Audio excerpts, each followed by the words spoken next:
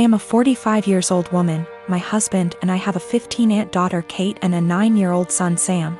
My husband has a brother and a 40-year-old sister, Eva.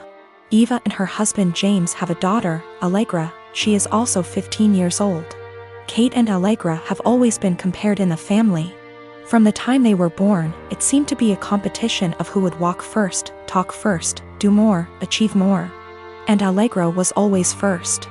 I won't go too much into detail about Allegra because that's not really the point, but I will say she's a beautiful, intelligent, truly one-of-a-kind girl, and her parents have done a great job raising her.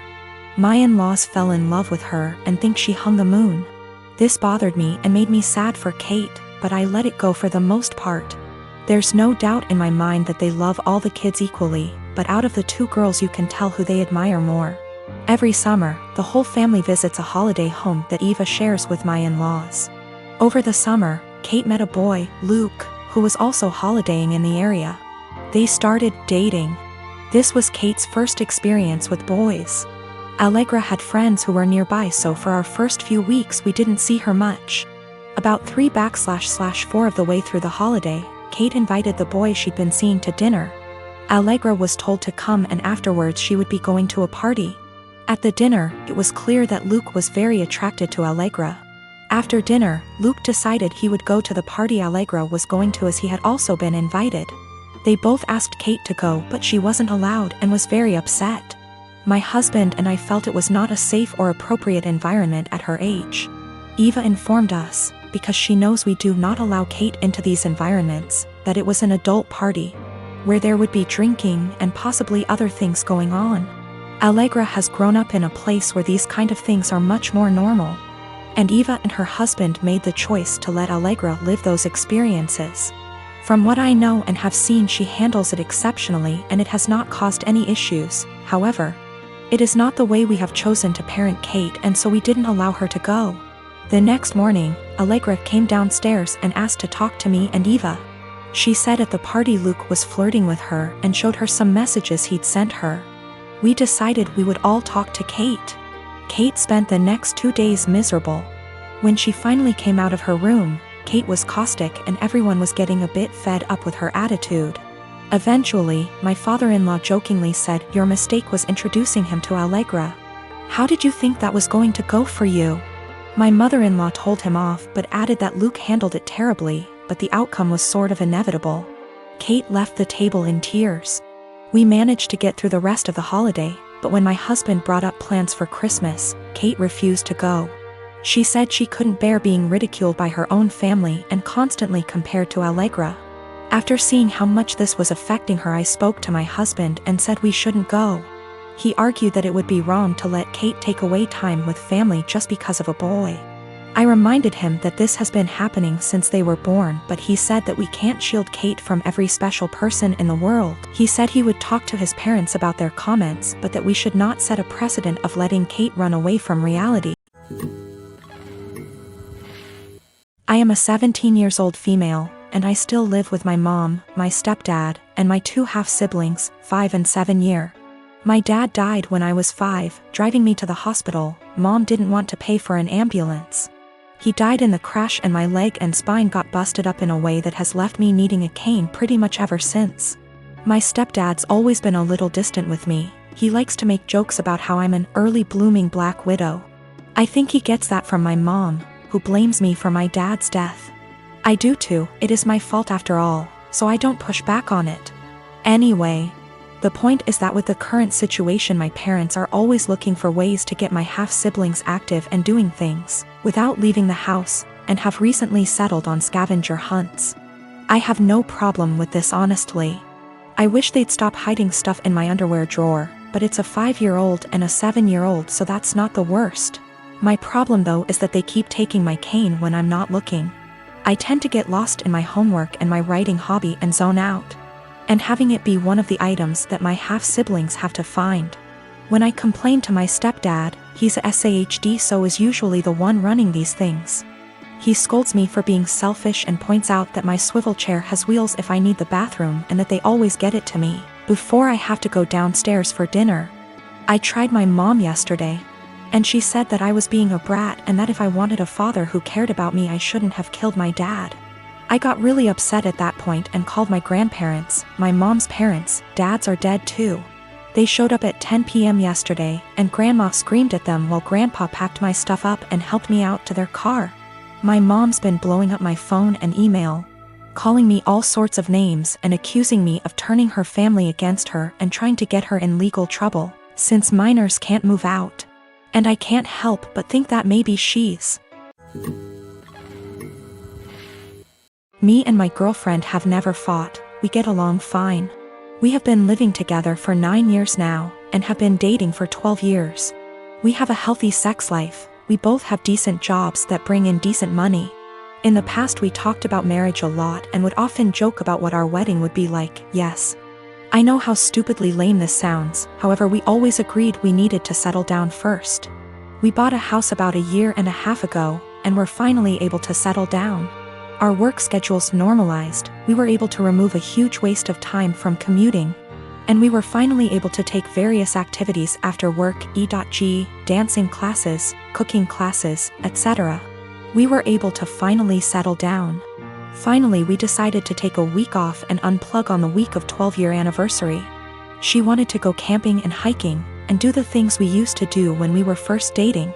Unbeknownst to her, I secretly decided to pick the exact same area where we met to do our hiking / camping trip. 2 weeks ago as we are leaving she realizes where we are going and becomes ecstatic, and gushes about how romantic I am. More or less everything seems perfect. We do our hike, and we unpack, set up, and by sundown everything feels perfect. So I decided to pop the question.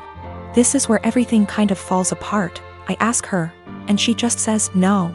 We literally went from I love yous to the single most awkward silence I have ever had in my life in the time span of about a minute.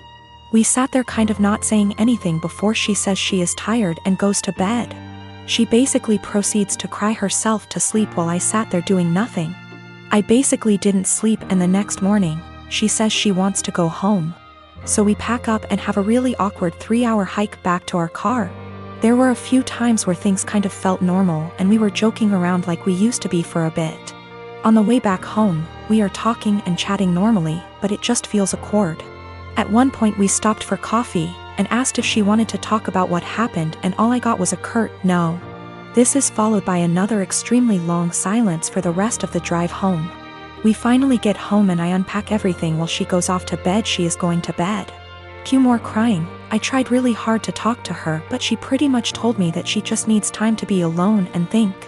The next day she tells me she is going to take some time and see her family, which is literally on the other side of the country. It has been about 2 weeks since I dropped her off at the airport. She sent me a few messages to tell me she is fine, and that she needs some more time to think. Her best friend has been asking me every other day about what is going on with her, since she hasn't really been responding at all. I know she is okay, though, due to her posting some pictures of her and her family on Instagram. But it just feels really weird. I am an absolute giant mess. I just don't quite understand what is going on. None of my friends have really offered me anything of value. I just feel if I didn't ask the question everything would be absolutely fine, and I don't really understand what is going on. I keep wanting to grab her laptop to try and figure out anything. I am not close to her parents at all, but I trust her and want to respect her space, but I don't know when she is coming back. I even sent her a message this morning, and I know she saw the message and received it, but hasn't replied. Also, her work has called me this morning asking about where she is. Apparently she had taken an extra week off last week, but she was supposed to be in yesterday. Now everything feels like it is falling apart and I have no idea what to do. The reason why it took so long for us to get married is we both agreed we wouldn't move to the next step until we finished the following. We both finished school. For her that wasn't until 2 years ago. We both had stable jobs. We had a place where we could agree would be good enough to take stuff to the next step. We both had decent working hours. For a long time she was doing her residency and we more or less worked opposite shifts. We did talk about marriage and kids, and both agreed it would be part of the next step after we got settled. I have 3 siblings between the ages of 10 and 18. I'm the oldest, fourth at 25. Every year on every single one of our birthday, We're expected to celebrate my mom as well. We've done it since we were little. It was taught to me as giving thanks for carrying plus giving birth to us. Which I'm all for. I am grateful as we wouldn't be here without her. The issue is though, it becomes less of our birthday and more so an anniversary for the day our mom gave birth. Every year on our birthday our mom gets gifts too. As we got older, we're now expected to get her monetary gifts, and not cards, or homemade stuff. Just recently was my birthday and I was gifted some much needed clothes and dishware for my new apartment. My dad however got my mom a new MacBook. My siblings all got her gifts too. My youngest brother isn't expected to give much. But my 16-year-old sister and 18-year-old second brother work so they're expected to give gifts too. My sister pulled me aside before my birthday and said she was sorry she couldn't get me much. She got me a sweater, I love it.